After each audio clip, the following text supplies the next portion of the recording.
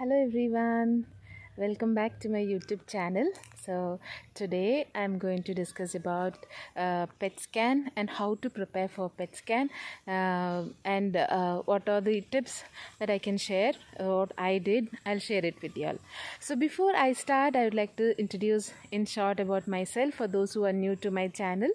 I'm a fighter. I'm fighting fourth stage breast cancer, metastatic stage, and treatment is still going on. I have some few more 10 chemotherapies going on.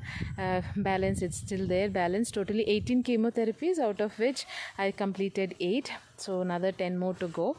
Yeah, that's about me. And let me come to the topic. Today I am going to share about PET scan.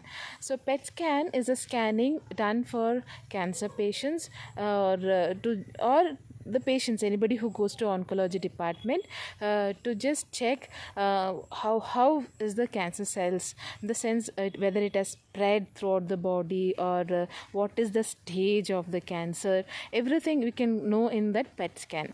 So sometimes it's not necessary that you should be a cancer patient that you should do PET scan. Sometimes for any other infections or anything else also, PET scan is also done to just know what is the stage or what is the situation.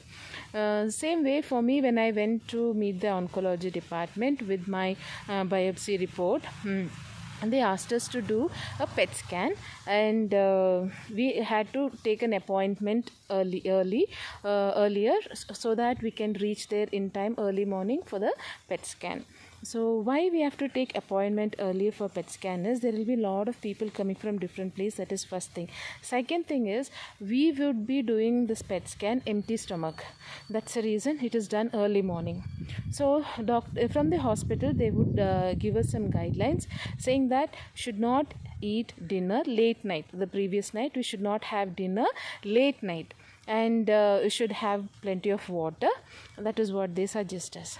And the early morning we should not have breakfast, not tea, coffee, anything. Just a glass of water will do, and then we'll have to go to hospital. So before going for PET scan, you'll also be asked for a blood report that your doctors will write and give you what is that blood report they need. Then after that, we should take that report along with us, and we should go for PET scan.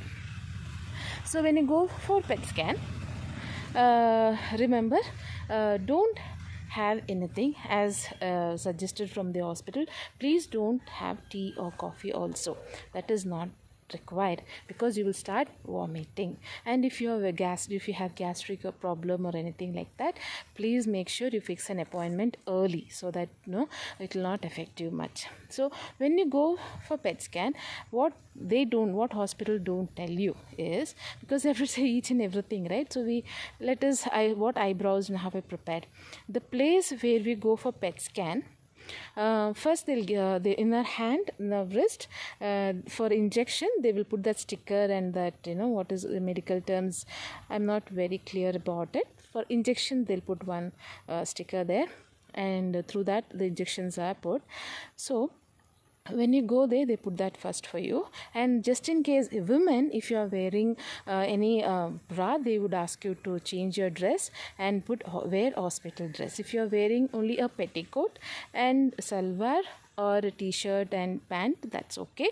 If you have no metals in your body, it is well and good. You don't have to wear hospital wear, especially if you have mothers, if you have grandparents, or any young women. If you're used wearing saris, please don't wear sari for PET scanning. Please wear a salwar with a petticoat, and don't have any metal. The hooks is also metal, so you should not have the hooks. Whichever those materials that you wear has hooks, you may have to change it. That is why. Okay, so therefore please don't wear anything metal. They will even ask you to remove your chain and earring, and if you have finger ring and toe rings, anklets, all those you may have to remove and keep it safe. Okay, after the scanning you can wear it. Okay, so this is it. And then once you go inside, once your turn comes, you'll have to go inside. There is a room there. They will inject you a nuclear injection. It is made out of nuclear, so that's a reason. It has radiation also. Then after the injection, you should drink water. They would ask you to carry with you 2 liters of water. You'll have to, as much as possible, you can drink. Not necessary that you should complete drinking 2 liters of water, but you should drink plenty of water after the injection, and you should go for nature call. If you have not gone for nature call, your bladder will be full, and by the time when they take scanning, you will feel very uncomfortable, and there will be movement in your body. There should not be movement in the body when they take you for scanning. So therefore, drink plenty of water and go for nature call, and then be prepared for the scanning. And next is when you go for scanning, one more thing, after the injection, they will ask you to wait in a room where the AC is too chill, in the sense too cold, too high. You can't bear the cold. So especially old ones, or younger children, or even men or women, anybody, you can't bear that chillness. Therefore, I suggest you, please, it's an advice, please take a shawl or something that keeps you warm inside. When you take that, you'll feel warm. You'll not feel so much of chill or cold there. It will be very helpful for you. Okay, you can even carry your phone because there will be few more people, like 3 or 4 people in that room.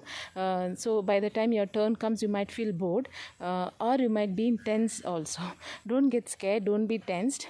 You can carry your phone, you can watch something, you can listen to your music or anything like that. But if you're listening to music, let it be with the headphone, so that it will not disturb the others sitting next to you, because each and every one will be there with the tensed. What will be, how it will be, like that. Okay, so that is about PET scan. And again, after your turn comes, please go and go bravely, boldly. Nothing is going to happen. For some of us, for me, first time when I went for PET scan, there was no one more injection when I went for scanning. I don't remember that injection. But second time for PET scanning, when I went, there was one more injection when I was lying down for that scanning, right, that machine. So inside that machine, again, they had one more injection. It was a bit painful. They asked us to shout if you are painful.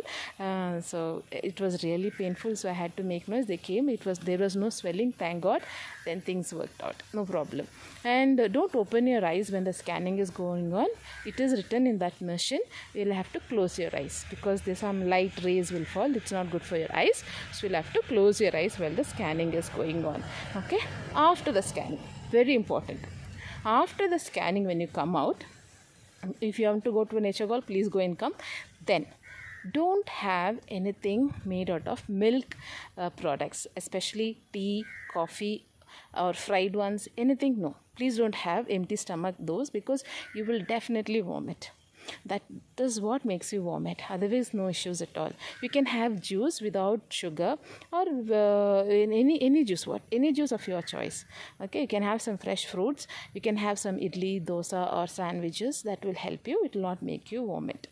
Okay, this is it about how you should be prepared for scanning. And one more thing, what what the scanning, the hospital advises us is, after the scanning, since there will be nuclear radiation in our body for minimum 8 to 12 hours, we should not go next to children who are below 12 years old.